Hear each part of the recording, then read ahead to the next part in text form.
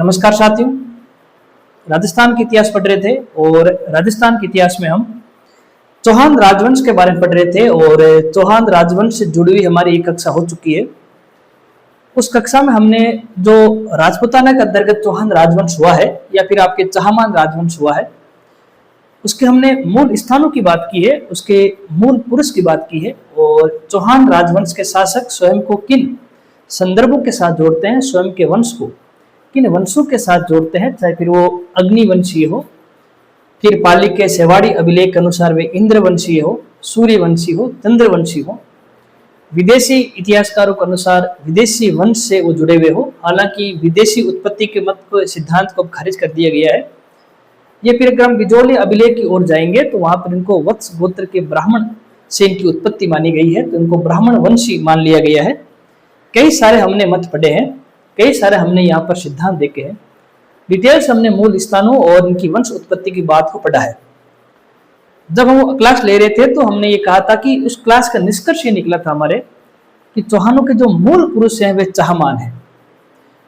तो पहली बात उनके मूल पुरुष की बात हो गई। फिर इनका जो मूल स्थान है वो है आपके जांगल क्षेत्र, जैसे कि आपके मान लीजिए बीकानेर का और उत्तरी मारवाड़ का क्षेत्र जिसमें नागौर भी शामिल है, प्राचीन काल में जांगल प्रदेश कहलाता था। ये इनका मूल स्थान था और इसी मूल स्थान के आधार पर उन्होंने फिर अपने साम्राज्य को आगे बढ़ाया और आई छत्रपुर, जिसको वर्तमान हम नागौर के आसपास का भाग प्राचीन काल में आई छत्रपुर के नाम से जाना गया था, तो ये उनकी राजधानी थी आई छत्रपुर। लेकिन इन जो चौहान वंश शासक है जो जांगल क्षेत्र में थे, इनके नियंत्रण में एक प्रसिद्ध क्षेत्र था, वह था विद्यार्थियों आपके सामर, जिसको साकमरी भी बोलते हैं और सपादलक्ष भी बोलते हैं। ऐसा माना गया कि 1.25 लाख लोग यहाँ पर निवास करते थे, 1.25 लाख लोगों का समूह निवास करता था, इसीलिए इस क्षेत्र का नाम हो गया आपके सपादलक्ष। मोटे मोटे रूप से आज का सांबर, जिसमें नागौर, अजमेर और जयपुर के वे क्षेत्र जो सांबर झील से लगते हुए हैं, उसको हम बोलते हैं सपादलक्ष। सपादलक्ष इनकी राजधानी नहीं थी, एक प्रसिद्ध क्षेत्र था जो जंगल क्षेत्र के चौहान वंश के राजाओं के अधीन था और सांबर एक महत्वपूर्ण क्षेत्र था, इसीलिए ये इतिहास में सांबर के चौहान कहलाए, साकंबरी के चौहान कहलाए या सपादलक्ष के चौहान कहलाए। और बाद में जब इनकी राजधानी अजमेर स्थानांतरित होगी तो फिर ये अजमेर के चौहान कहलाए। ये हम बातें लगभग हम पढ़ते हैं और सारे किताबों में इसके बारे में डिटेल से बात आती भी है। अब विद्यार्थी हमारे सामने अब अगला बिंदु क्या होगा, तो हम कई बार सोचते हैं कि एक एक शासक के बारे में पढ़ेंगे और उनकी उपलब्धि को देखेंगे, लेकिन वो थोड़ी सी बातचीत अब थोड़ी सी पुराने तरीके की हो चुकी है। आरपीएससी या फिर अधीनस्थ बोर्ड अपने परीक्षा लेने की जो प्रणाली है, जो पैटर्न है, उसमें निरंतर बदलाव कर रही है। हम इस बात को स्वीकार नहीं कर सकते, हमें स्वीकार करना पड़ेगा। तो उसी की तरह हम अपने अध्ययन करने के तरीके को थोड़ा सा बदलें, ज्यादा कुछ बदलने की जरूरत नहीं है। मूल बात हम अच्छे से पढ़ेंगे तो फिर आगे सारी बातें सरल होती जाएगी। राजपूताना के ऐसे कई सारे क्षेत्र हैं जहां पर चौहान वंश के साम्राज्य स्थापित हुआ, चौहान वंश के राज्य स्थापित हुए हैं। हम मोटे मोटे रूप से अजमेर या सांबर के चौहान पढ़ लेते हैं या फिर रणथंभौर के चौहान पढ़ लेते हैं, जालौर के चौहान पढ़ लेते हैं, लेकिन उसके बाद में हम दूसरे क्षेत्र के चौहान वंश के राजाओं को नहीं पढ़ते हैं। हमें यह भी नहीं पता होता कि वो शाखाएं किस प्रकार से बनी है, कब बनी है और किन्होंने स्थापित की है। इन सारे बातों से हम अछूते रह जाते हैं, हमारी जानकारी सीमित रह जाती है। तो जो आज की हमारी क्लास है, उस क्लास में किसी भी शासक या किसी भी वंश के प्रमुख उपलब्धियों की चर्चा नहीं करेंगे। हम इस क्लास में केवल राजपूताना के संदर्भ में कहां कहां पर आपके चौहान राज्य स्थापित हुए थे, उन राज्यों की स्थापना किन शासकों ने की है और कब की है, वो सारी बात हम डिटेल से करेंगे। तो चौहान वंश के जो आपके शाखाएं हैं उनको हम इस क्लास में देखेंगे और कोशिश करेंगे कि इसको इस प्रकार से पढ़ें कि हमें लंबे समय तक आपकी याद रहे। चाहमान कह दीजिए या फिर आपके चौहान कह दीजिए, और इस वंश की शाखाएं विशेष तौर से राजपूताना के संदर्भ में आधुनिक राजस्थान में कहां कहां थी, हम उसकी बात करेंगे। सबसे पहले तो बात कर लेते हैं आपके चाहमान की। देखिए विद्यार्थी, हमने कहा था कि चाहमान इनके मूल पुरुष है। अब चाहमान शब्द को लेकर भी कुछ आपके यहाँ पर विवादास्पद स्थितियां हैं, जैसे कि अधिकांश जो विद्वानों का एक धड़ा है वो स्वीकार करता है कि चाहमान नाम के व्यक्ति है और इन्हीं से फिर आपके चौहान राजवंश के आगे शासक आपके बने, तो मूल पुरुष आपके चाहमान है। लेकिन डॉक्टर आशोपा ये स्वीकार करते हैं, उसके साथ एक और बात कहते हैं कि ये सांबर के चारों ओर रहते थे, चारों ओर निवास करते थे, इसलिए ये चाहमान कहलाए। आपके पृथ्वीराज विजय ग्रंथ था, जयानक ने लिखा था, उसमें उन्होंने कहा था कि ये चाप, हरि, मान और नई इसमें विश्वास करते थे, इसलिए चाहमान कहलाए। अगर आप देखेंगे जो ये 4 शब्द हैं, चाप, हरि, मान और नई। चाप, हरि, मान और नई। अगर आप इनके जो पहले 2 वर्ण हैं, अगर आप उस पर थोड़ा सा ध्यान देंगे तो इन्हीं से जो शब्द निकला है वो है चाहमान। और ये बात विद्यार्थी आपके जय न कहते हैं। तो चाहमान शब्द को लेकर भी कई सारी स्थितियां बनी हुई है, लेकिन हम मोटे मोटे रूप से स्वीकार करते हैं कि चाहमान नाम के कोई व्यक्ति विशेष रहे होंगे और उन्हीं से फिर चौहान वंश आपके आगे बढ़ा है।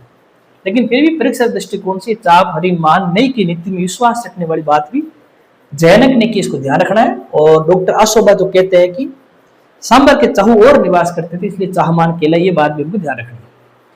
स्वीकार क्या करें तो स्वीकार हमें परीक्षा दृष्टिकोण से ये भी याद रखना है कि चाहमान एक व्यक्ति विशेष है और उन्हीं से फिर आपके चौहान वंश आपके आगे बढ़ा है। अब हम बिजोली अभिलेख यहाँ सारा लेंगे जो ये कहता है कि चाहमान के बाद में जो आगे जो व्यक्ति आए हैं उनका नाम था विद्यार्थी वासुदेव चाहमान। तो जैसे पहले जो आपके व्यक्ति विशेष है वो चाहमान है, और चाहमान के बाद में जो अगले व्यक्ति विशेष हमें महत्वपूर्ण नजर आ रहे हैं वो है वासुदेव चाहमान। अब यहाँ पर हमारे लिए बिजोली अभिलेख काम करेगा।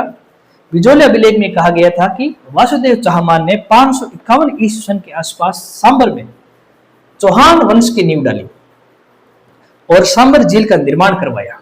इसके साथ में ही इनकी जो राजधानी थी वो अक्षत्रपुर थी। तो यहाँ पर देखेंगे 3 डिटेल हमें नजर आती है। एक तो ये बात स्वीकार कर ली गई है कि वासुदेव के बाद में जो आगे शासक बने हैं वो वासुदेव चाहमान थे। दूसरी बात हमें पता लग रही है कि इन्होंने 551 ईस्वी सन के अंतर्गत सांबर के अंदर चौहान वंश की नींव डाली। तो ये बात भी हमें पता लग रही है। अगली बात ये पता लग रही है कि उन्होंने सांबर झील का निर्माण करवाया, ये भी वासुदेव चाहमान ने करवाया था। और अगली बात पता लग रही है कि जो इनकी प्रारंभिक राजधानी है वह थी विद्यार्थियों आपके अक्षत्रपुर। तो ये जो सारी बातें हैं ये जहां से हमें पता लग रही है वो अभिलेख है आपके बिजोलिया लेख। हालांकि हम बिजोलिया लेख के बारे में आगे डिटेल से पढ़ेंगे, लेकिन क्योंकि यहाँ हमारे लिए महत्वपूर्ण सूचना एकत्रित करने का काम कर रहे हैं तो इसको हमने यहाँ पर कुछ हद तक पढ़ा है और इस प्रकार से हमें वासुदेव चाहमान की बात जानकारी मिलती है। अब यहाँ पर एक कंफ्यूजन वाली स्थिति हो जाती है। कई बार परीक्षा में सवाल आता है कि सांबर के संस्थापक कौन है या फिर सांबर के चौहानों के आदि पुरुष कौन है। तो यहाँ पर कुछ बच्चे थोड़ा सा आपके कंफ्यूजन कोशिश करते हैं। चौहानों के आदि पुरुष तो निश्चित रूप से आपके वासुदेव, माफ कीजिए, चौहानों के जो आपके मूल पुरुष हैं वो तो चाहमान ही है। लेकिन जब नाम वहां पर सांबर आ जाए, सांबर के मान लीजिए संस्थापक पूछ लिया जाए तो वहां पर हमें ध्यान रखना है सांबर के संस्थापक होंगे आपके वासुदेव चाहमान। चाहमान एक अलग व्यक्ति विशेष है और वासुदेव चाहमान एक आपके अलग व्यक्ति विशेष है। इस बात को हमें स्वीकार करना पड़ेगा, तो थोड़ा सा कंफ्यूज नहीं होना है। तो जो चौहानों की जो मूल शाखा है, चौहानों की जो आपके जो मूल शाखा है, सबसे पहले हमने इसी की बात की है और ये मूल शाखा आपके 551 ईस्वी सन में स्थापित हुई थी और स्थापित करने वाला जो व्यक्ति विशेष है वह है वासुदेव चाहमान। अब एक बार हम पहले सारे शाखाओं के नाम देख लेते हैं, फिर क्रम से देखने की कोशिश करेंगे कौन शाखा किस प्रकार से बनी है, कैसे अस्तित्व में आई है और कब अस्तित्व में आई है। जैसे आपके ये एक तो सांबर होगी, सांबर के अलावा आप देखिए नाडोल के अंदर भी नाडोलिया चौहान थे, फिर जालोर में सोनगरा चौहान थे, सांचौर में चौहान वंश की शाखा स्थापित हुई थी, सिरोई में देवड़ा चौहान थे, रणथंबोर में गोविंदराज ने अलग से चौहान वंश की स्थापना की थी, हड़ौती में हड़ा चौहान थे। हम देखते हैं इसका प्रारंभिक रूप हमें बूंदी में दिखाई देता है जब सबसे पहले चौहान राज्य स्थापित हुआ था। बूंदी से फिर अलग होकर आपके कोटा भी चौहानों का एक अलग राज्य बना था और ब्रिटिश काल में कोटा से टूटकर फिर एक और आपके नवीन आपके रियासत बनी थी चौहानों की, जिसको हम बोलते हैं आपके झालावाड़। इस प्रकार से हम कहते हैं कि अलग अलग क्षेत्रों में अलग अलग आपकी चीजें बनी हैं, लेकिन मुख्य रूप से जो मूल शाखा है वो विद्यार्थियों आपके सांबर ही है।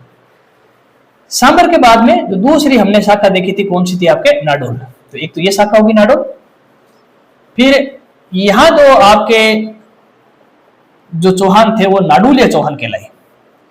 फिर एक आपके शाखा थी आपके जालोर और यहाँ के जो चौहान थे वो कहलाए आपके सोनगरा।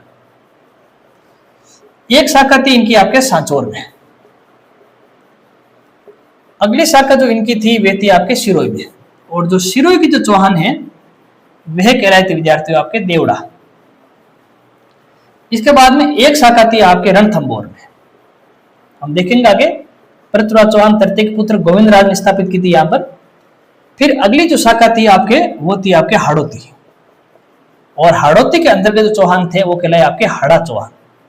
इसमें मुख्य रूप से हम दो बात करेंगे, जो आपके मूल है बूंदी, वहां पर किस प्रकार से स्थापित हुए थे चौहान, और इसके बाद में कोटा में चौहान आपके किस प्रकार से स्थापित हुए, और इसके साथ में हम कोटा से किस प्रकार से झालावाड़ अलग हुआ उसकी संक्षिप्त बात ही करेंगे, ताकि वो क्रम आपके लिए समझ में आ जाए कि कैसे हाड़ौती में बूंदी अस्तित्व में आया था, फिर कोटा अस्तित्व में आया, फिर आपके झालावाड़ अस्तित्व में आया। तो इसको थोड़ा पढ़ लेंगे साथ में, तो चीजें एक साथ आती रहेगी, तो एक साथ आने वाली चीजें हमें आसानी से याद रहती है, इसको हम साथ में लेकर पढ़ेंगे। ये सारी बातें हुई है और इसका निष्कर्ष हमने यही निकाला है कि मूल पुरुष हो गए आपके चाहमान, मूल क्षेत्र हो गए इनका आपके जांगल क्षेत्र, ये जांगल क्षेत्र इनका मूल क्षेत्र हो गया, और मूल पुरुष जो हो गए वो हो गए आपके चाहमान, ये इनके मूल पुरुष हो गए। और इनकी जो पहली शाखा थी वो थी आपके सांबर, मूल शाखा जो थी वो थी आपके सांबर। इस प्रकार से याद रखेंगे आप इसको। फिर नाडोल, जालोर, सांचौर, शिरोई, रणथंभौर, और फिर हाड़ौती क्षेत्र के अंतर्गत बूंदी और कोटा। इस प्रकार से आपकी निरंतर चौहानों की जो आपके सत्ता है विस्तरित होती गई, अलग अलग क्षेत्रों में इनके वंश के शासकों ने शासन किया है, सबकी अलग अलग विशेषताएं हैं, सबकी अलग अलग उपलब्धियां हैं। परीक्षक दृष्टिकोण से हम कोशिश करेंगे हमारे लिए जो महत्वपूर्ण है वो हम पढ़ेंगे जरूर, और जैसा पढ़ेंगे तो उस हिसाब से हम इसको देखेंगे। ऑब्जेक्टिव प्रश्न पत्र में भी हमारे आसानी से हर सवाल हल हो जाए, और RS मेन जैसे कोई प्रश्न पत्र हो वहां पर इनसे जुड़ा कोई सवाल आए तो भी हमारे दिमाग में सारी बात आ जानी चाहिए। इस क्लास का लाभ आपको ये हो गया कि आप एक जगह पता लग गया कि चौहान की कौन कौन सी आपकी शाखाएं हैं, कहाँ कहाँ उन्होंने आपके शासन किया है।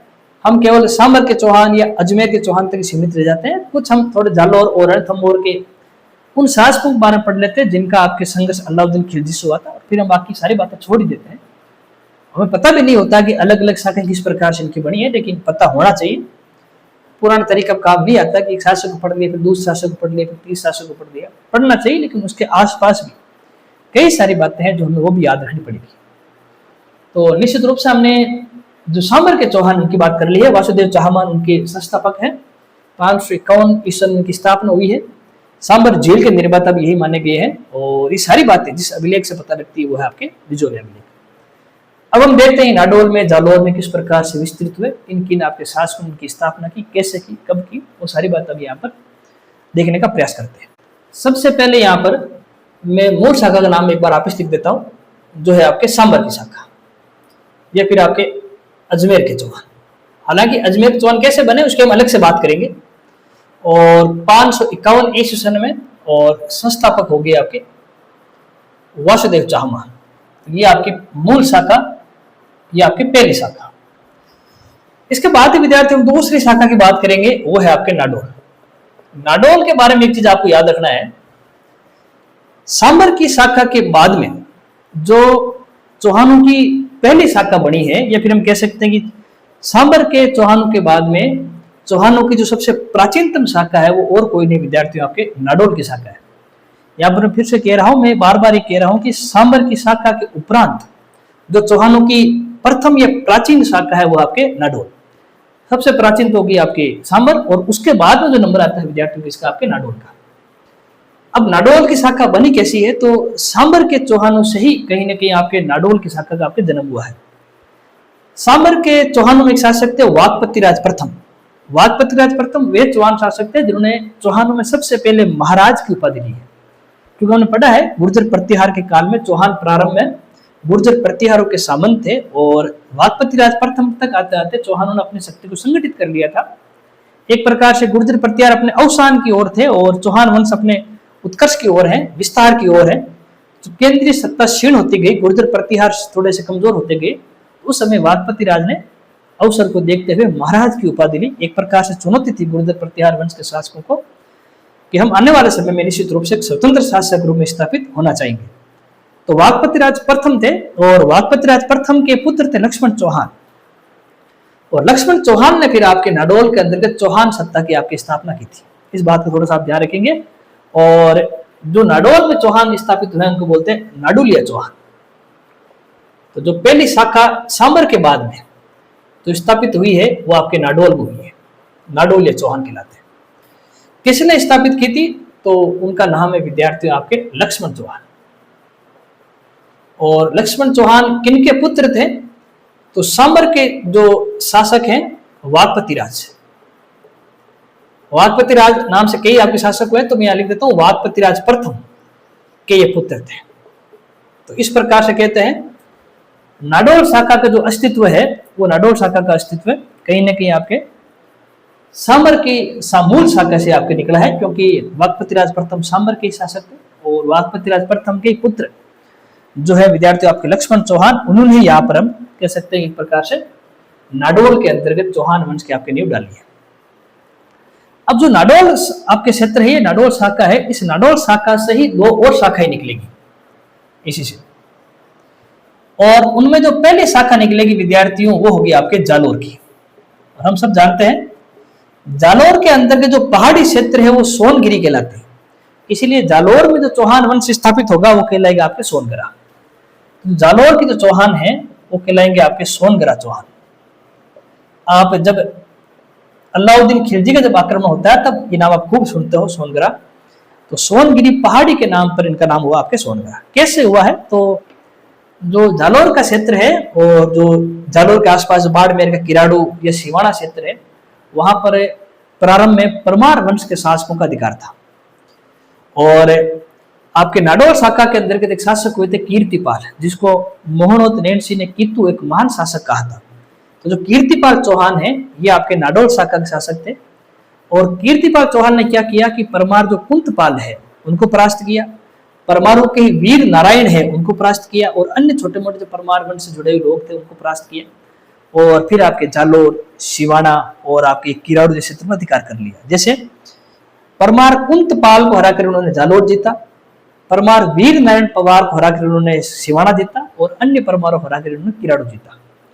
और ये सारे क्षेत्र जीतने के बाद में इनको सम्मिलित करके जो एक नया राज्य स्थापित किया गया उसी को बोलते हैं जालोर के चौहान। और क्योंकि जालोर की जो पहाड़ी है सोनगिरी की पहाड़ी बोलते हैं, इसलिए ये चौहान वंश आपके सोनगरा चौहान कहलाए। ये बात थोड़ी हमें ध्यान रखनी, 1181-82 के आसपास की आपकी घटना है। तो जालोर के अंतर्गत चौहान वंश की स्थापना जो करने वाले थे वे थे विद्यार्थी आपके कीर्तिपाल। और कब की थी? तो 1181-82 में इसकी स्थापना हुई थी। इसीलिए देखिए मैंने यहाँ पर आपके लिखा है कि नाडोल से ही आपके जालोर शाखा आपके बड़ी है। किनको परास्त करके तो ये भी हमने देख लिया है। एक तो परमार वंश के शासक हैं कुंतपाल, और कुंतपाल को परास्त करके जालोर जीता।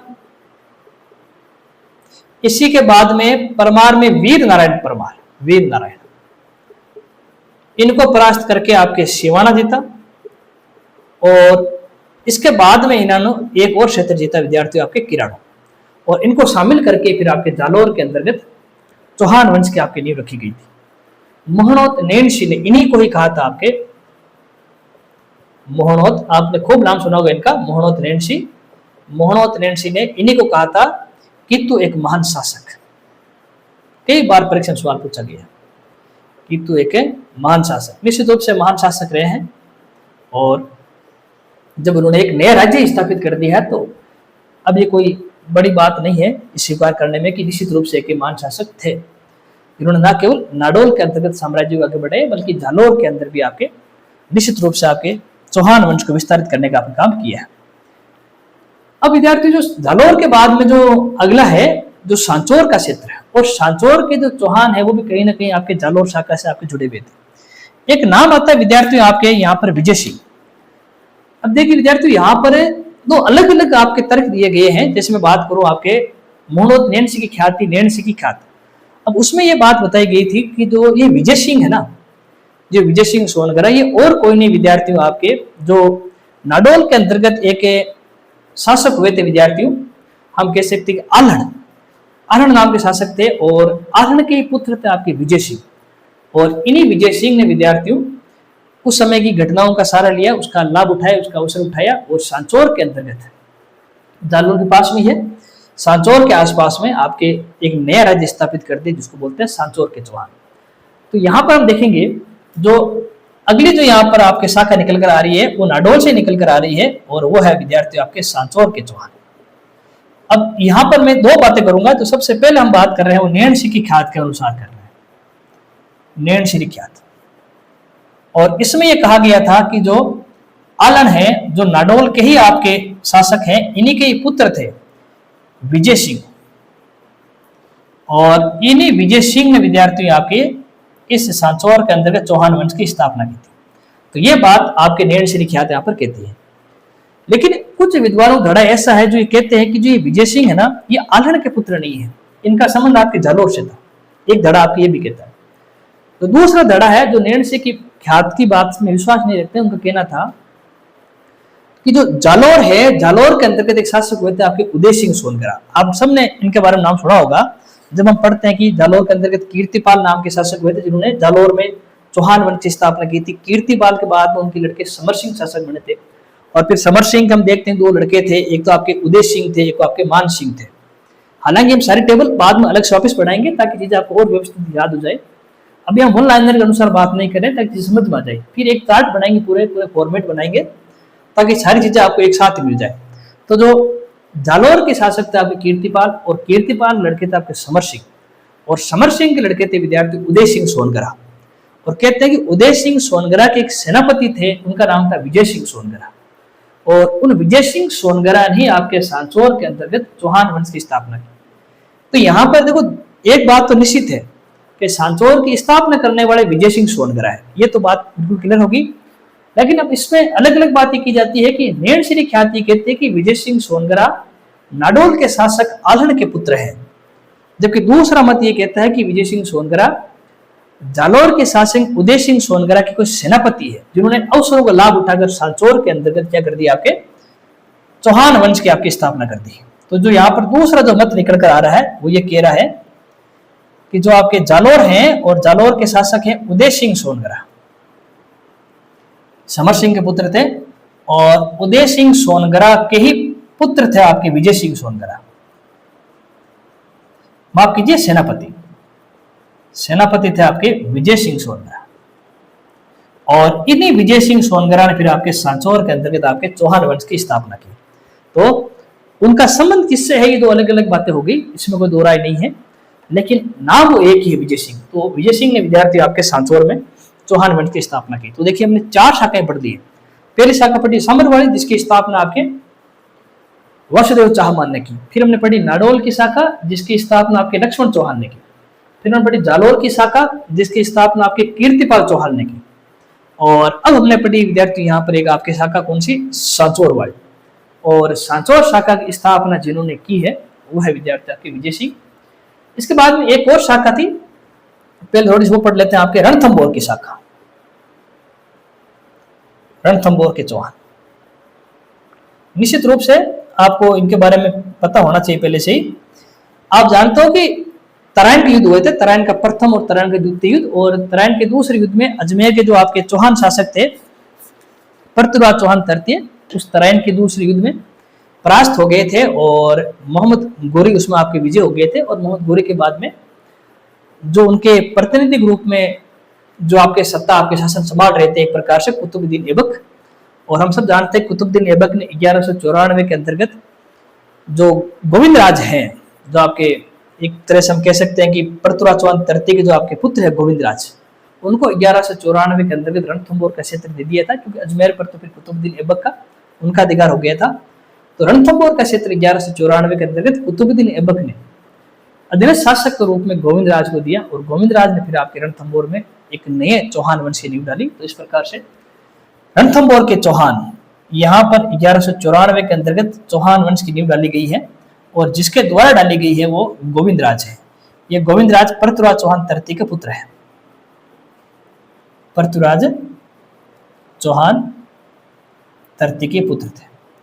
और कुतुबुद्दीन ऐबक से इनको आपको ये मिला था, ये भी थोड़ा सा आप ध्यान रख लेना। कुतुबुद्दीन ऐबक ने ये क्षेत्र इनको दिया था, रणथंभौर वाला। तो इस प्रकार से विद्यार्थी हमने 5 शाखाएं पढ़ ली है। अब जो अन्य शाखाएं, जैसे आपके सिरोही की शाखा हो गई, फिर आपके बूंदी की शाखा हो गई, और इसके बाद में कोटा की शाखा हो गई, तो उनके बारे में थोड़ा सा यहाँ पर जानने का प्रयास करेंगे। छठी शाखा जो हम लेंगे वो होगी आपके सिरोही के चौहान। और जो सिरोही के चौहान है वह आपके देवड़ा चौहान कहलाते हैं। तो अब ये शाखा किस प्रकार से बनी है उसको देखते हैं। अब विद्यार्थियों, जो 1311 ईस्वी सन है, 1311 ईस्वी सन के आसपास राव लुम्बा ने क्या किया, जो परमार है उन परमार जैसा भी हमने देखा था जालोर के संदर्भ में कि वहां पर भी कीर्तिपाल ने परमारों को परास्त करके ही जालोर के अंतर्गत चौहान वंश की नींव डाली थी। ठीक वैसे ही आपके 1311 ईस्वी सन के आसपास राव लुम्बा ने आपके परमारों को परास्त करके जो आपके अबू है या फिर जो आपके चंद्रावती का क्षेत्र है, जहां पर मध्यकाल में परमारों का अधिकार रहा था और परमारों की राजधानी भी यही रही थी आपके, वो तो परमारों को परास्त करके आबू और चंद्रावती के क्षेत्र राव लुम्बा ने आपके विजित कर लिए और फिर यहाँ पर आसपास के जो पूरा क्षेत्र सिरोही के नाम से जाना गया, वहां पर आपके देवड़ा चौहान वंश की स्थापना करने वाला आपके राव लुम्बा थे। हालांकि अब इस पढ़ेंगे राव लुम्बा कौन है आपके, तो 1311 में जो राव लुम्बा है उन्होंने आपके परमारों को परास्त करके चौहान वंश की नींव डाली, तो इस प्रकार से आपको ध्यान रखना है। अब समस्या ये आती है विद्यार्थियों की ये राव लुम्बा कौन है, हालांकि हम ऑनलाइन हट लेंगे राव लुम्बा कौन है इसे, लेकिन एक आप ऐसा ध्यान रखना है कि अभी हमने पढ़ा था कि आपके जालोर के, और हमने देखा था कि कहीं ना कहीं आपके जालोर से ही आपके सांचौर के चौहान जुड़े हुए थे। जैसे एक धड़ा ये कह देता है, वहां हमने देखा भी था कि जालोर के जो उदय सिंह आपके जो शासक हैं और उदय सिंह सोनगरा के सेनापति थे आपके विजय सिंह सोनगरा, जिन्होंने सांचौर के अंतर्गत आपके चौहान वंश की नींव डाली। हालांकि नैनसिरी ख्यात इस बात को अलग कहते हैं, वो कहते हैं कि नाडोल के अल्हड़ के पुत्र थे विजय सिंह, जिन्होंने सांचौर के अंतर्गत आपके चौहान वंश की नींव डाली। अब विद्यार्थी राव लुम्बा कौन है, तो इसके बारे में देखिए, थोड़ा सा ध्यान रखेंगे आप कि जालोर के संस्थापक थे कीर्तिपाल सोनगरा थे, और कीर्तिपाल सोनगरा के जो पुत्र थे उनका नाम था समर सिंह के हमें दो पुत्रों के नाम नजर आते हैं। एक का नाम है विद्यार्थियों आपके उदय सिंह और एक का नाम है आपके मान सिंह के लिए आपके मानव सिंह या महन सिंह जैसे शब्द इस्तेमाल किए जाते हैं। समर सिंह के बाद में जालोर के अगले शासक रूप में जो हमें नजर आते हैं वो है आपके उदय सिंह। 1205 से लेकर 1227 के आसपास उदय सिंह शासक है। तो जो इनके दूसरे पुत्र हैं आपके मान सिंह, जिन्हें महान सिंह या मानव सिंह के नाम से भी जाना जाता है, इन्हीं के वंश में जो आपके आगे आए थे एक आपके व्यक्ति विशेष, उनका नाम था राव लुम्बा, और यही राव लुम्बा ने आपके विद्यार्थियों आपके सिरोही के अंतर्गत चौहान वंश की आपने नींव डाली थी। थोड़ा सा अगर आप समझना चाहें तो जैसे पहले कीर्तिपाल, और कीर्तिपाल के बाद में उनके लड़के शासक बने थे आपके समर सिंह, और समर सिंह के आपके दो पुत्र थे, एक का नाम था आपके उदय सिंह और एक का नाम था आपके मान सिंह। ये जो उदय सिंह है ये तो आपके जालोर के शासक बने, जालोर शासक रहे, और जो मान सिंह है जिन्हें हम महान सिंह के नाम से भी जानते हैं, इन्हीं के वंश में आगे आकर एक आपके व्यक्ति विशेष है जिनका नाम है राव लुम्बा, और इन्हीं राव लुम्बा ने आपके फिर क्या किया, आपके जालोर के अंतर्गत चौहान वंश की स्थापना की। और कब की, तो हमने देख लिया वो आपके 1311 में की। किनको परास्त करके की, तो आपके परमारों को परास्त करके की। और राव लुम्बा के बारे में डिटेल्स और पढ़ेंगे जब हम सिरोही के चौहानों को पढ़ेंगे, तो वहां और इसकी बात हम करेंगे। तो इस प्रकार से हमने सिरोही के जो आपके शासक है उनकी बात भी आपकी करनी है। इसके बाद में जो अगले हैं चौहान, वो है आपके हड़ा चौहान या फिर हड़ौती के चौहान। और हड़ौती के जो चौहान है वो क्या कहलाएंगे, आपके हड़ा चौहान कहलाएंगे। अब मैं यहां पर आपके दो शत्रु की बात करूंगा। पहले हम बात करेंगे आपके बूंदी की, और उसके बाद में हम बात करेंगे आपके कोटा की।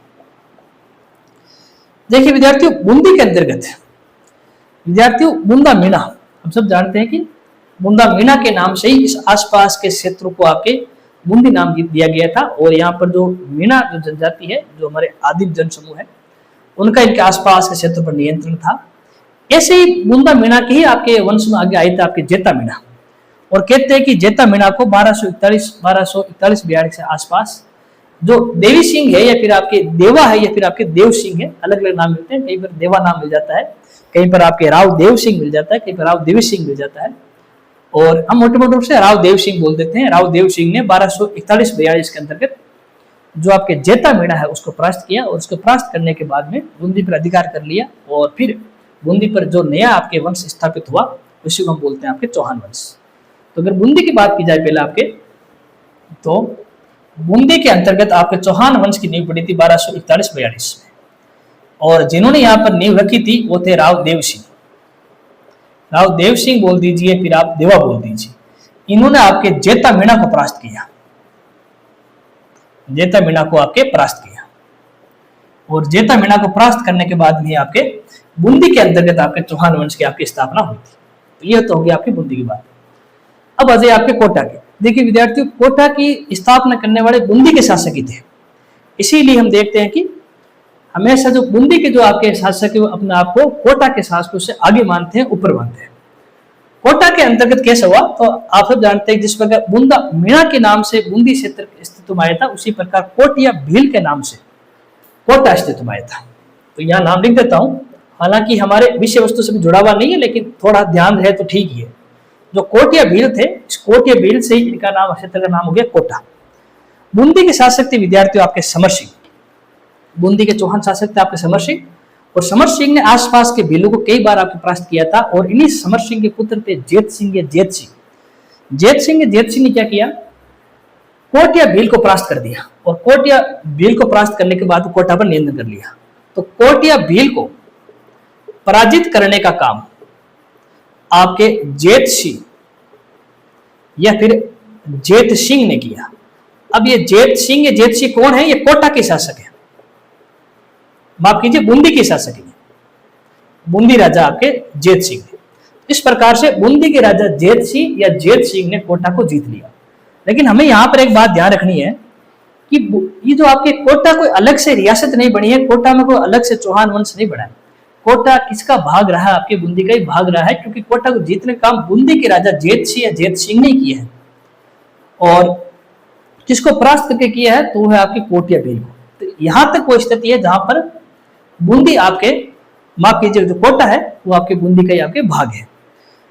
अब विद्यार्थियों समस्या कहां आती है, जब मध्यकाल के अंतर्गत बूंदी के एक शासक बनते राव सुरजनहड़ा, अकबर के समकालीन थे। जब आप अकबर की विजय पढ़ते हैं तो वहां पर राव सुरजनहड़ा का नाम पढ़ते हैं, जिन्होंने आपके 1554 से लेकर 1525 तक शासन किया था। और जो सुरजनहड़ा है इन्हीं के पुत्र थे आपके भोज। थोड़ा सा आप एक क्रम याद रखेंगे, बूंदी के शासक थे सुरजनहड़ा, और सुरजनहड़ा के पुत्र थे आपके भोज। और ये जो भोज है ना, इन्हीं के आपके दो पुत्र थे, एक का नाम था आपके रतन सिंह हड़ा, एक का नाम था हृदय नारायण। ये दो नाम आपको याद रखना है। इन्हीं भोज के पुत्र थे, एक तो रतन सिंह हड़ा, रतन सिंह हड़ा, और इनके दूसरे पुत्र थे जिनका नाम था हृदय नारायण। अब विद्यार्थी हुआ क्या था, भोज के बाद में जो अगले बूंदी के शासक बने हैं वो थे आपके रतन सिंह हड़ा। तो पहले शासक हो गए सुरजनहड़ा बूंदी के, उसके बाद बने भोज, और भोज के बाद बने आपके रतन सिंह हड़ा। तो हृदय नारायण को कुछ नहीं मिला था, तो हुआ यहाँ पर भोज ने क्या किया कि जब बूंदी का राजवाट आपके रतन सिंह हड़ा को दिया था, तो जो हृदय नारायण है ना, इनको कोटा की जागीर दे दी थी, कोटा की जागीर उपलब्ध करवा दी थी। तो कोटा के एक प्रकार से मुख्य कौन बन गए, हृदय नारायण बन गए। लेकिन हमें यहाँ पर ध्यान रखना है कि यहाँ पर अभी भी हृदय नारायण कोटा के स्वतंत्र राजा नहीं है। कोटा अभी भी बूंदी के अधीन ही आता है, और कोटा में जो शासन करने वाले हृदय नारायण वो रतन सिंह हड़ा की जो आपकी आज्ञा है उनको स्वीकार करते थे। तो एक प्रकार से यहाँ पर हमें बात नजर आ रही, देखो जब जेत सिंह ने जीता तो बूंदी कोई अधीनस्थ भाग भी नहीं, कोटा कोई अधीनस्थ भाग भी नहीं था, उससे कोटा को आपके वैसे ही बूंदी में शामिल कर लिया गया था। लेकिन जब भोज शासक बने तो उन्होंने रतन सिंह हड़ा को तो अपनी उत्तराधिकारी रूप में चुना, लेकिन जो हृदय नारायण है उनको कोटा की जागीर दे दी, थोड़ा सा अलग करने की कोशिश की, लेकिन स्वतंत्र नहीं दिया। अभी भी जो कोटा है जो हृदय नारायण के पास में जागीर के रूप में, लेकिन हृदय नारायण और कोटा अभी भी अधीनस्थ के रूप में है बूंदी के। लेकिन इसी समय हम देखते हैं कि जो मुगल काल है वहां के शासक थे आपके जहांगीर, और जहांगीर के पुत्र था आपके खुर्रम, जिसको हम इतिहास में शाहजहां के नाम से जानते हैं, जिन्होंने विद्रोह कर दिया। अब जहांगीर ने क्या किया, खुर्रम यानी शाहजहां के विद्रोह को दमन करने के लिए भोज और माफ कीजिए रतन सिंह हड़ा के जो लड़के थे माधो सिंह और उनके साथ में हृदय नारायण को भेजा। तो रतन सिंह हड़ा के जो आपके पुत्र है, रतन सिंह हड़ा के जो आपके पुत्र हैं आपके माधो सिंह, ये आपको नाम याद रखना है, यही हमारे काम आएगा आपके माधो सिंह। तो यहाँ पर रतन सिंह हड़ा गए हैं, उनके पुत्र माधो सिंह गए हैं, और रतन सिंह हड़ा के जो भाई हैं हृदय नारायण वो भी आपके गए हैं खुर्रम का, या फिर आपके कह सकते हैं शाहजहां के विद्रोह दमन करने के लिए। विद्रोह उनको शाहजहां को परास्त होना पड़ा, और हालांकि फिर शाहजहां बुरहानपुर की तरफ चले गए। लेकिन इन सारी घटनाओं में जहांगीर को ऐसा लगा कि कहीं ना कहीं हृदय नारायण उस स्थिति में आकर आपके मुगलों का सहयोग नहीं कर रहे हैं, उस स्थिति में आपके रतन सिंह हड़ा या माधो सिंह का सहयोग नहीं कर रहे जितना उनको करना चाहिए इस पूरे घटनाक्रम में। तो जहांगीर रुष्ट हो जाते हैं और हृदय नारायण से कोटा की जागीर छीन लेते हैं। ये एक महत्वपूर्ण घटना थी। तो जहांगीर ने हृदय नारायण से कोटा की जागीर वापिस आपके छीन ली। अब हुआ क्या कि फिर माधो सिंह और रतन सिंह हड़ा ने बुरहानपुर में शाहजहां का पीछा किया और उनको शाहजहां को कैद कर लिया बुरहानपुर में ही। लेकिन यहां पर आप देखेंगे कि रतन सिंह हड़ा ने एक अच्छा काम यह किया कि उन्हें पता था कि भविष्य में कहीं ना कहीं शाहजहां शासक बनेगा, तो शाहजहां की देखभाल के लिए उन्होंने रतन सिंह हड़ा ने माधो सिंह को नियुक्त कर दिया कि भाई इनको कोई समस्या नहीं होनी चाहिए, आप इनकी देख रेख करेंगे। तो ये उनकी देख रेख कर रहे थे। और जब आने वाले समय में जब जहांगीर आपके चले गए और जहांगीर के बाद जब खुर्रम यानी शाहजहां शासक बने, तो इन स्थितियों के दरमियान रतन सिंह हड़ा और उनके पुत्र माधो सिंह के संबंध खुर्रम यानी शाहजहां से अच्छे हो गए।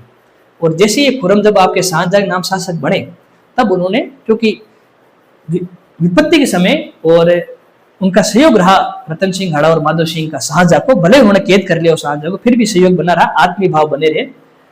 तो इसका पुरस्कार देने के लिए जब खुर्रम आपके शाहजहां के नाम से शासक बनते हैं, तब उन्होंने क्या किया, आपके 1631 के अंतर्गत बूंदी के साथ जो 8 परगने हैं, उन 8 परगनों को मिलाकर कोटा को एक स्वतंत्र राज्य के रूप में स्थापित किया।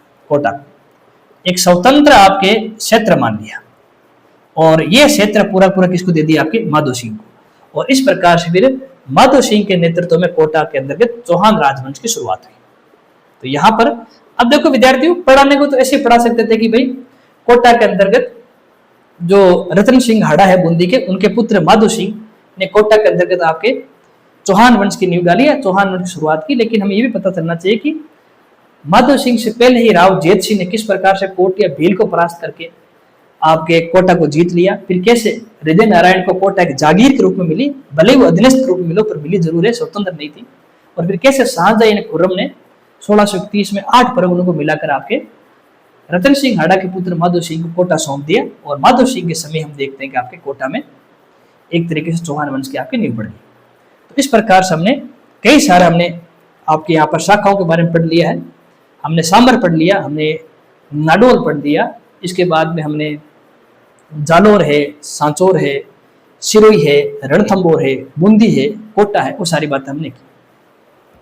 अब यहाँ पर विद्यार्थी एक और नाम आता है, वो झालावाड़ है, क्योंकि हालांकि उसे जुड़ा हुआ नहीं है, लेकिन फिर भी देख लेते हैं आपके झालावाड़ में किस प्रकार से आपके कोटा से आपके अलग हुआ है। हालांकि जब हम आधुनिक काल के इतिहास फिर से पढ़ने की शुरुआत करेंगे तो हम रियासतों के बारे में पढ़ेंगे, ईस्ट इंडिया कंपनी के बारे में पढ़ेंगे, तो वहां और डिटेल्स हम इसकी बात करेंगे किस प्रकार से बना है।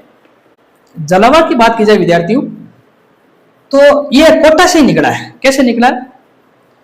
कोटा के शासक थे आपके राव उमेद सिंह या महाराव उमेद सिंह। लेकिन आप ध्यान रखना, कोटा के अंतर्गत विद्यार्थियों 2 प्रकार के पद थे। एक तो कोटा के अंदर पद होता था आपके शासक का, एक कोटा के अंदर पद होता था आपके प्रशासक का। एक प्रकार से कह सकते हैं कि जो आपके सर्वोच्च पद था वो शासक का था, लेकिन जो वास्तविक शक्तियां थी वो आपके प्रशासक हाथ में थी। कैसे थी? महाराव उमेद सिंह जो कोटा के शासक थे, उन्होंने 1818 में ईस्ट इंडिया कंपनी संधि कर ली, और जैसे 1818 संधि की तो कोटा एक प्रकार से ईस्ट इंडिया कंपनी का अधीनस्थ या सहयोगी आपकी रियासत के रूप में आ गया। उस 1818 की संधि के अंतर्गत एक पूरक संधि और शामिल कर दी गई, जिसके तहत ईस्ट इंडिया कंपनी ने क्या किया, जो कोटा के जो मुखिया है वो शासक उमेद सिंह को रहने दिया। उमेद सिंह और उनके वंशजों को कोटा के शासक रहने दिया कि भाई उमेद सिंह और महाराव उमेद सिंह के बाद जितने भी उनके वंशज आगे आएंगे वो कोटा के शासक रहेंगे। लेकिन विद्यार्थियों, जो आपके झालम सिंह थे उनको कोटा का प्रशासक मान लिया गया। तो ये झालम सिंह, थोड़ा सा आप नाम याद रखेंगे, झालम सिंह को कोटा का प्रशासक माना गया, और कोटा की सारी वास्तविक शक्तियां ही आपके प्रशासक को दे दी गई, यानी आपके झालम सिंह को दे दी गई। और उसमें यह भी कह दिया गया कि जिस प्रकार महाराव उमेद सिंह के बाद उनके आने वाली पीढ़ी है वो शासक बनेगी, ठीक उसी प्रकार झालम सिंह के बाद आने वाली पीढ़ियां वंशानुगत आपके कोटा के प्रशासक रहेंगे और सारी शक्तियों को उपभोग करेंगे। तो एक प्रकार से ईस्ट इंडिया कंपनी ने क्या किया, द्वैत शासन के बीज बो दिए आपके कोटा के अंतर्गत। एक स्वतंत्र क्षेत्र में 2 स्वतंत्र शक्तियां आपके शासन नहीं कर सकती। ये द्वैत शासन आपके हम देखा था कि कहीं पे लागू नहीं हो सकता। जैसे कि आपके हम बहुत बार एक कहावतें भी कह सकते हैं, एक म्यान में दो तलवार नहीं रह सकती, एक जंगल में दो आपके राजा नहीं रह सकते, ऐसे हम कहते हैं। तो एक स्वतंत्र क्षेत्र में दो स्वतंत्र प्रभुसत्ता संपन्न शक्तियां शासन नहीं कर सकती, उनमें बंटवारा करना ही पड़ेगा, वो लंबे समय तक टिक नहीं पाएगी। तो कोटा में हमेशा ही शासक और प्रशासक के बीच में आपके तनातनी चलती थी। और हम देखते हैं कि महाराज उमेद सिंह के आगे चलकर जो वंशज आए थे आपके राम सिंह, और जालम सिंह के जो आगे वंशज आए थे उनका नाम था आपके मदन सिंह। तो जो आपके समस्या कोटा के महाराज उमेद सिंह और प्रशासक जालम सिंह से चली आ रही थी, वो निरंतर आगे बढ़ते बढ़ते कोटा के शासक राम सिंह और उनके प्रशासक आपके मदन सिंह तक आपके बड़े रूप में हमें सामने आ जाती है। वो घटनाएं इतनी तेज गति से बदली, इतनी विस्तृत रूप से बढ़ी कि अब कंपनी को भी लगने लग गया था कि इसमें हस्तक्षेप करना आपके जरूरी है। और ठीक ऐसा ही हुआ। कंपनी ने क्या किया कि आपके जो कोटा के शासक है और कोटा के प्रशासक है उनके बीच में संधि कराने का आपके प्रयास किया गया। और 1838 के आसपास जो आपके जालम सिंह के जो वंशज है आपके मदन सिंह, उनको झालावाड़ के रूप में एक अलग जागीर दे दी। और झालावाड़ के जो फिर आपके मुखिया बने आपके वो थे आपके मदन सिंह। और इस प्रकार कोटा के अंतर्गत राम सिंह और उनके वंश शासन करते रह गए। और जो मदन सिंह है उनके जो आपके वंशज है वो कहाँ चले गए विद्यार्थी आपके झालावाड़। तो इस प्रकार से 1838 के आसपास कोटा से ही जो आपके अगली आपकी शाखा निकली थी वो थी आपके झालावाड़। तो यहाँ पर देखिए विद्यार्थियों, बूंदी से कोटा और कोटा से फिर आपके अगली जो शाखा निकली वो थी आपके झालावाड़। अब ये महाराज उमेद सिंह हो गए या फिर जालम सिंह हो गए प्रशासक, उनके बीच में क्या समस्या थी, क्या उनके बीच में वाद विवाद था, वो अलग विषय, जब उसको पढ़ेंगे 1818 तो देखेंगे। लेकिन हमें यही ध्यान रखना है कि जब उमेद सिंह शासक थे और प्रशासक आपके जालम सिंह थे तो विवाद बढ़ता गया। फिर उमेद सिंह के वंशज आगे आए थे आपके राम सिंह और जालम सिंह के आगे वंशज आए थे विद्यार्थी आपके मदन सिंह। और राम सिंह और मदन सिंह के ही समय ईस्ट इंडिया कंपनी के हस्तक्षेप से कोटा से ही टूटकर एक अलग आपके क्षेत्र बड़ा जिसको बोलते हैं झालावाड़। और फिर मदन सिंह और उनके वंशजों ने जहाँ शासन किया वो क्षेत्र कहलाए आपके झालावाड़ क्षेत्र। इस प्रकार से विद्यार्थी आपके एक आपके झालावाड़ किस प्रकार से बना वो बात होगी। अब यहाँ पर एक और समस्या है वो अजमेर की। फिर अजमेर राजधानी कैसे बनी, वो अजय पाल थे या अजय राज थे, ये भी एक दिक्कत आती है और बच्चे इसको भी रटते हैं। अब इसको देख ले थोड़ा सा कि भाई अजय राज अजय पाल कौन है, ये 6वीं या 7वीं शताब्दी के शासक हैं या 12वीं शताब्दी के शासक है, दोनों में से किस तरफ को हम सही माने, ये बात थोड़ी सी हम यहाँ पर करते हैं। अजमेर को लेकर क्या जो वाद विवाद रहते हैं और किस प्रकार से राजधानी स्थानांतरित हुई है, ये भी थोड़ा सा विवाद का विषय है, तो हम इसको देख लेते हैं। देखो विद्यार्थियों, एक जो हमारे इतिहासकारों का एक जो वर्ग है वो ये कहते हैं कि 683 के आसपास सांबर के चौहानों में शासक हुए थे अजय राज या अजय पाल। तो हम पहले यहाँ पर बात कर लेते हैं 683 ईस्वी की बात है। एक शासक हुए थे जिनका नाम था अजय राज या फिर आपके अजय पाल, और इन्होंने आपके अजमेर की स्थापना की, अजमेर बसाया। एक वर्ग आपके ये कहता है। हरिवला जो शारदा है उन्होंने इस बात को स्वीकार किया था कि जो ये अजय राज अजय पाल है, मैं इसकी बात यहाँ साथ में कर देता हूं, जो हरिवला शारदा है वे ये बात स्वीकार करते हैं कि 7वीं शताब्दी के अंतर्गत, तो 7वीं शताब्दी यानी आपके यही आपके वर्ग आएगा इसमें, अजय राज या अजय पाल नामक शासक हुए थे जिन्होंने ही आपके अजमेर को बसाया था। तो एक धड़ा तो आपकी ये हो गया। एक वर्ग ऐसा है जिसमें दशरथ शर्मा और इनके साथ हम गोपीनाथ शर्मा की बात कर लेते हैं। वो ये कहते हैं कि 12वीं सदी में मोटे मोटे रूप से 1113 ईस्वी के आसपास एक सांबर के चौहान में शासक थे जिनका नाम था अजय राज।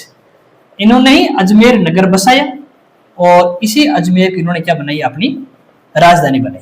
और जो सांबर के चौहान है वो किस नाम से जाने गए, आपके अजमेर के चौहान के नाम से आपके जाने गए। देखो दोनों में बड़ा अंतर है। एक वह अजय राज या वह अजय पाल जो 7वीं शताब्दी के आसपास है, एक वह अजय राज जो आपके 12वीं शताब्दी के आसपास है। काफी लंबा, लगभग आपके 400-500 सालों का गैप है। कि कैसा हो सकता है, तो इसके पीछे एक कहानी यह भी है कि जब आप सांबर के चौहानों की वंशावली देखेंगे तो वहां पर हमें पृथ्वीराज विजय के अनुसार कुछ अलग नाम नजर आएंगे और जो आपके बिजोली अभिलेख है उनके अनुसार कुछ अलग नाम आएंगे। जैसे जो बिजोली अभिलेख वो कहते हैं कि जैसे सबसे पहले चाहमान थे, चाहमान के बाद में सांबर के जो मुखिया थे वासुदेव चाहमान थे। वासुदेव चाहमान के बाद में सामंतराज बने, सामंतराज के बाद में पूर्णतल बने, पूर्णतल के बाद में नृप बने और नृप के बाद में जयराज बने। तो देखो जो आपको बिजोली अभिलेख है,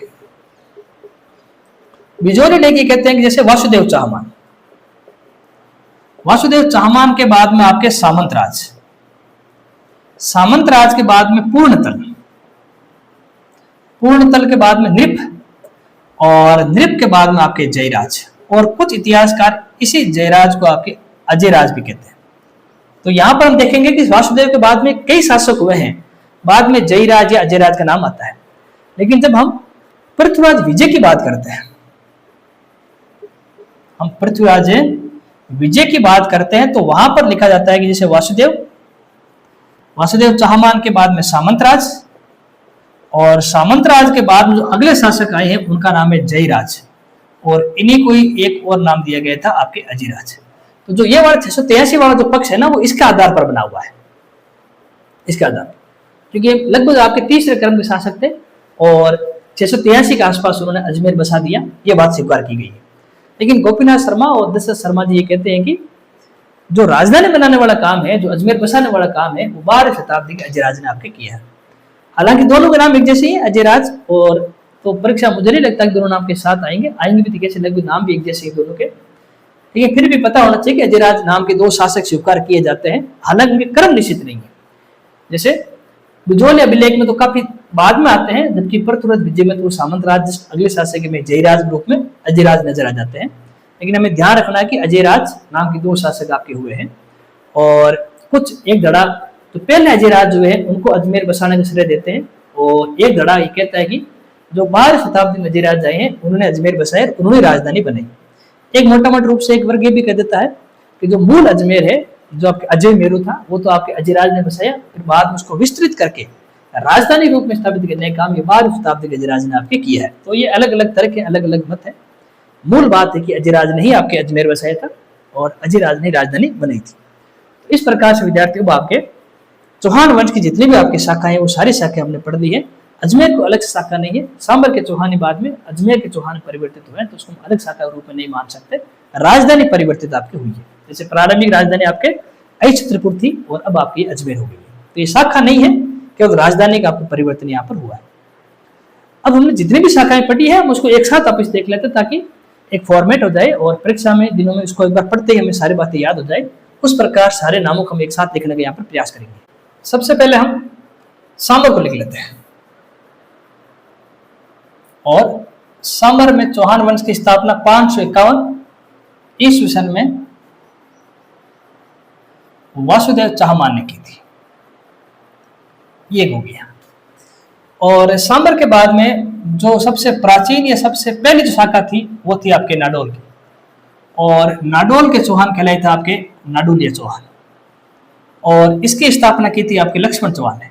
अब हम यहाँ पर वो बात नहीं करेंगे लक्ष्मण चौहान कौन थे, कैसे उन्होंने स्थापना की, वो सारी बात हम पढ़ चुके हैं।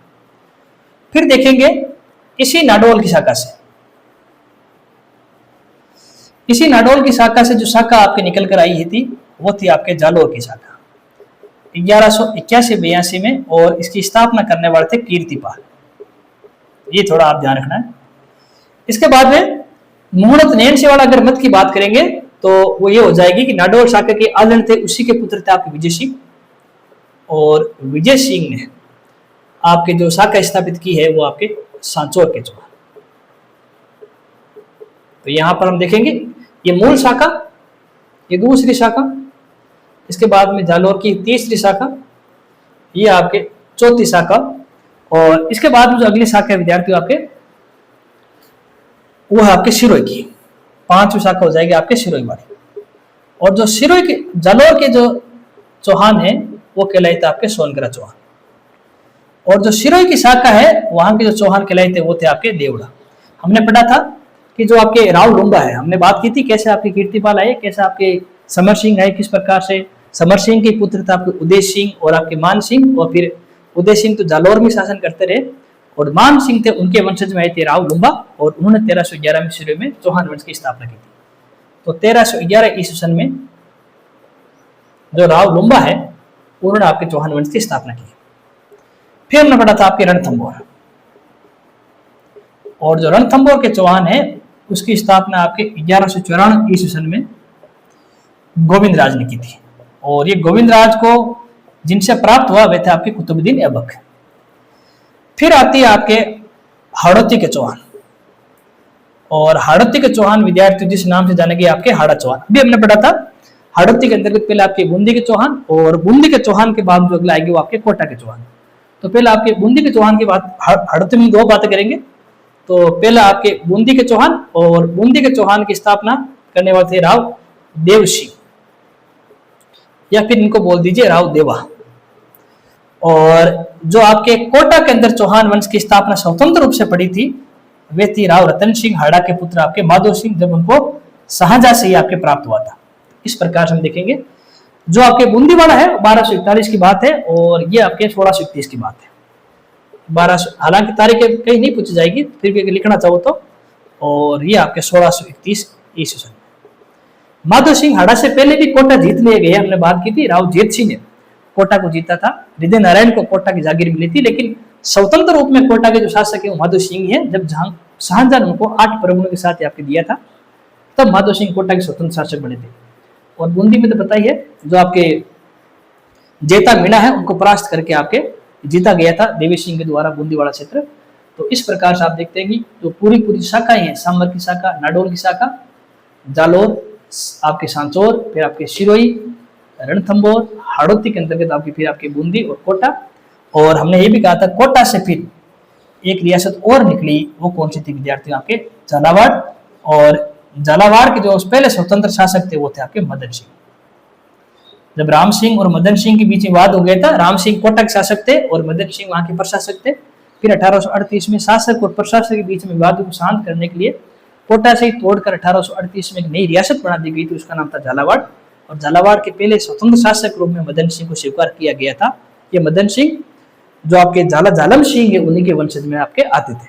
इस प्रकार से विद्यार्थियों आपकी ये शाखाएं निरंतर बढ़ती गई और राजपूताना चौहान वंश आपके विस्तृत होता हुआ नजर आया। अब इतनी सारी बातें पढ़ने से हमें लाभ ये हो गया कि हमें सब कुछ पता लग गया है कि राजपूताना के संदर्भ में चौहानों ने कहाँ कहाँ शासन किया है, किस प्रकार उनके वंश की स्थापना हुई है, कब हुई है और किन्होंने की है। अब जो अगली क्लास है उस अगली क्लास में सबसे प्राचीन जो उनका शाखा है सांबर के चौहान, उनके बारे में बात करेंगे और उनके जो प्रमुख शासक है उन शासकों को देखेंगे, कैसे उन्होंने उपलब्धि हासिल की है, कैसे उन्होंने अपने आसपास के क्षेत्रों को जीता है, कैसे उन्होंने गुर्जर प्रतिहारों से जो अपनी अधीनस्थ स्थिति से छुटकारा पाया है और एक स्वतंत्र शासक रूप में नजर आए हैं। और उन्हीं के आपके सांबर के चौहानों में हम देखते हैं कई सारे शासक है जो लोकप्रिय है, उनसे निश्चित रूप से परीक्षा में सवाल पूछे जाते हैं। उन सारी बातों की हम चर्चा अगली क्लास से निरंतर आप करते रहेंगे। तब तक आप अच्छे से पढ़े, पुस्तकें पढ़े, ग्रंथ पढ़े, चीजों को अपडेट करें कि ऐसा लगे कि कुछ हमसे छूट गई हो, कोई चीजें हमसे 19-20 हो गई हो, या कोई फैक्ट या कोई बात हमने गलत पढ़ा दी हो, तो उसको आप ऐसा हो ना नहीं करें, उसको आप स्वीकार करें। गलत हो सकता है, पढ़ाने में मानी भूल हो सकती है, तो अगर ग्रंथ में अगर वो सही लिखा है तो उसको आप सही कर ले, उसको दुरुस्त कर लें। मानव त्रुटियां कहीं भी रह सकती है और अच्छी तरीके से पढ़े। अगली क्लास में हम सांबर के चौहानों के बारे में पढ़ेंगे। तब तक के लिए धन्यवाद।